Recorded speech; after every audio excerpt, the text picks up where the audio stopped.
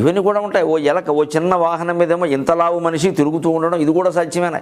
అసలు ఈ దేవుణ్ణి చూస్తే ఈ ఆకారం, ఈ తత్వం అర్థమైతే ఎలక మీద ఎక్కి ఈ 7 లోకాలు తిరగడం సాధ్యమైనప్పుడు మన పని అవ్వడం సాధ్యం కాదు అనే ఒక స్ఫూర్తి, అంటే మన పనిని మనం నిర్విఘ్నంగా జరుపుకోగలిగిన స్ఫూర్తి ఈ వినాయక మూర్తిని దర్శించడం వల్ల కలుగుతుంది. అందువల్ల ఆయన దాన్ని అనుగ్రహిస్తాడు అన్నారు. అలాగే ఏ పనైనా ముందు ప్రారంభించాలంటే ముందు చిత్తశుద్ధి. ఆ చిత్తశుద్ధికి మూలం నువ్వు భూమండలం అంతా తిరగడం కాదు, తల్లిదండ్రులను గౌరవించడం, వాళ్ళకి అన్న వస్త్రాలకు లోపం లేకుండా చూడటం. వినాయకుడు భూమండలం అంతా తిరగమని పందెం పెడితే తిరగడం మానేసి తల్లిదండ్రులకు ప్రదక్షిణం చేశాడు. ఇలా వినాయక చరిత్రలో ఉండే ఏ విషయాన్ని మీరు గమనించినా నిర్విఘ్నంగా మన పని పూర్తి కావడానికి అవసరమైన ధైర్యం మనకు వస్తుంది. అందువల్ల ముందు విఘ్నేశ్వరుడు చరిత్ర చదవమన్నట్టుగా విఘ్నేశ్వరుని పూజ చేయమన్నారు. ఆయన అనుగ్రహిస్తారంటే అర్థం అది.